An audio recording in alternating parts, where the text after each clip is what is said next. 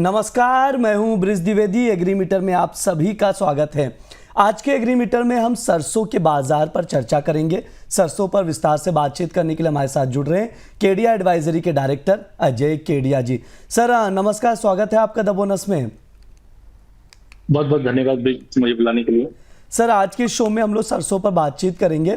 मौजूदा समय में सरसों की बैलेंस शीट की क्या स्थिति है सर, ये बताइएगा। और साथ ही ये भी बताइए सरसों का पिछले साल का बकाया स्टॉक क्या है और कितना है, और क्या ओवरव्यू है, क्या राय है आपकी इसको लेकर। देखिए, सरसों में या हम पूरे ऑयल कॉम्प्लेक्स की अगर बात करें तो पिछले 2-3 साल में प्राइजेस में कंटिन्यू दबाव रहा, चाहे सोयाबीन की बात करें चाहे मशरूम की बात करें, और ऐसा लग रहा था कि मार्केट में कोई मूवमेंट नहीं होगा। सबसे पहले अगर प्राइस मूवमेंट की बात करें तो पिछले हफ्ते भर में हमने 2% की तेजी देखी। हालांकि दबाव है क्योंकि हार्वेस्टिंग सीजन स्टार्ट है सामने, और इस बार का जो प्रोडक्शन भी अगर हम पकड़ के चले मस्टर्ड का, वो करीबन 126.67 लाख टन है, जो पिछले साल के मुकाबले थोड़ा सा कमजोर है, जिसकी वजह से कहीं ना कहीं हम देखते हैं प्राइस को एक स्टेबिलिटी मिलनी चाहिए। साथ में हम कैरी ओवर स्टॉक की भी बात करें तो as of now carry over stock भी ठीक ठाक ही बना हुआ है, जिसके चलते प्राइजेस के अंदर हमने कोई मेजर मोमेंटम जो तेजी देखी थी वो देखने के बाद मार्केट रुका हुआ है। नीचे डाउन साइड इसलिए भी रेस्ट्रिक्टेड है, गवर्नमेंट ने एमएसपी में करीबन 250 रुपए की जो तेजी दिखाई है, उसके बाद एक सेंटीमेंट इंप्रूव हुआ, प्रोक्योरमेंट भी है, और खास हमने कहीं ना कहीं गवर्नमेंट के ऑफलोड्स भी होते हुए देखे। बट ग्लोबल मार्केट ज्यादा इंपॉर्टेंट है क्योंकि सप्लाई ठीक ठाक है। रिकॉर्ड अभी भी अगर हम इस बार भी हम 133 के आसपास का अगर उत्पादन देखते हैं तो सप्लाई ठीक ठाक है, लेकिन ग्लोबल मार्केट में जो अनसर्टेनिटी कच्चे तेल की वजह से पूरे एडिबल ऑयल कॉम्प्लेक्स पे बना हुआ है, इसका असर हम प्राइसेस पे आते हुए देखे। तो सप्लाई साइड अगर हम देखते हैं तो पिछले साल के मुकाबले थोड़ी सी कमजोर है, बट ओवरऑल ठीक सप्लाई है डिमांड के मुकाबले।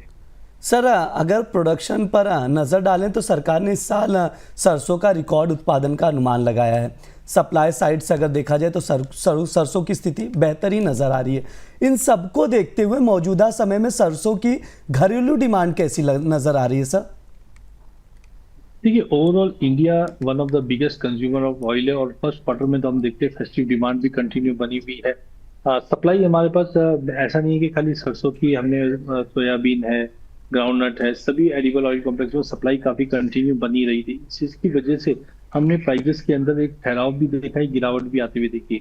फिजिकल डिमांड थोड़ी बहुत इंप्रूव होते हुए दिखाई दी, खास करके अगर क्रशिंग की अगर हम बात करें तो यहाँ पे सोयाबीन के जो लेटेस्ट डेटा आया है, यहाँ पे हम देख रहे हैं कि क्रशिंग एक्टिविटीज जो है वो करीबन 10.92 million metric tonne this season रही है, जो पिछले साल के मुकाबले 5 है, क्योंकि सप्लाई कंटिन्यू रही है, जिसकी वजह से कंटिन्यू लोअर लेवल पे प्राइसेस को कंटिन्यू सपोर्ट मिला। और खास करके आज से हम देखते हैं तो नवरात्र की स्टार्टिंग हो चुकी है, और यहाँ से हम देखते हैं फेस्टिव डिमांड भी रहती है, साथ में हार्वेस्ट पीरियड भी चल रहा है। बट ओवरऑल मुझे लगता है रिटेल डिमांड, हाँ, जीएसटी का जो बीच में चेंजेस आया था उसका भी हमने घरेलू में डिमांड इंप्रूव होते हुए देखा। तो कुल मिला के धीरे धीरे डिमांड इंप्रूवमेंट हो रही है, और क्रशिंग की भी डिमांड है तो कंटिन्यू प्राइजेस को सपोर्ट करते हुए दिखाई दे रही है।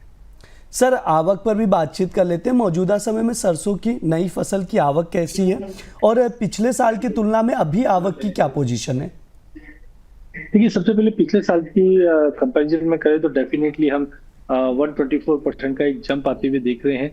बट ओवरऑल अगर आप देखेंगे 2025 और 2026 में, तो राजस्थान में हमने इस बार इम्प्रूवमेंट होते हुए देखा है, लेकिन यूपी साइड में हमने थोड़ा कमजोर देखा है, लेकिन मध्य प्रदेश के अंदर भी आप देखोगे तो नंबर थोड़े बढ़ते हुए दिखा दे।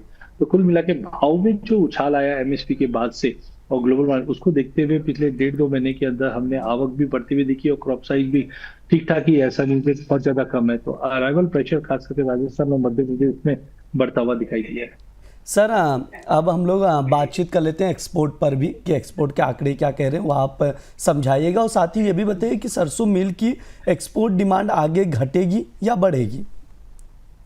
देखिए, ग्लोबल मार्केट में अनसर्टेनिटी चल रही है, और जनवरी से चल रही है, जो हम देख भी रहे हैं, खास करके मिडिल ईस्ट में भी है, और साथ में जो इंश्योरेंस और फ्रेट के चार्जेस बढ़े हुए हैं, उसका भी सेंटीमेंट पे आगे जाके फर्क पड़ेगा। लेकिन अगर हम करंट मिल के एक्सपोर्ट्स की अगर बात करते हैं तो यहाँ पे जो करंट डेटा दिखाता है, वहां पे हम देख रहे हैं कि करीबन पिछले साल करीबन 16.82 था, इस बार 15.98 के करीब है।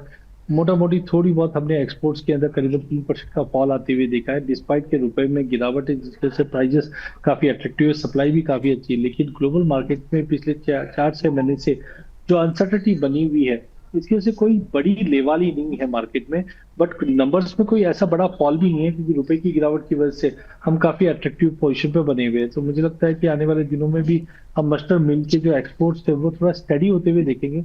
अब ये युद्ध विराम हो जाता है और उसके बाद अगर समझो फ्लाइट चार्जेस ये सब नॉर्मल होता है और सेंटिमेंट्स इंप्रूव होते हैं, तो इम्प्रूवमेंट दिखने लग जाएगा। बट एज ऑफ नाउ कोई ज्यादा नेगेटिव असर हमने मील के एक्सपोर्ट्स पे होते हुए देखा नहीं।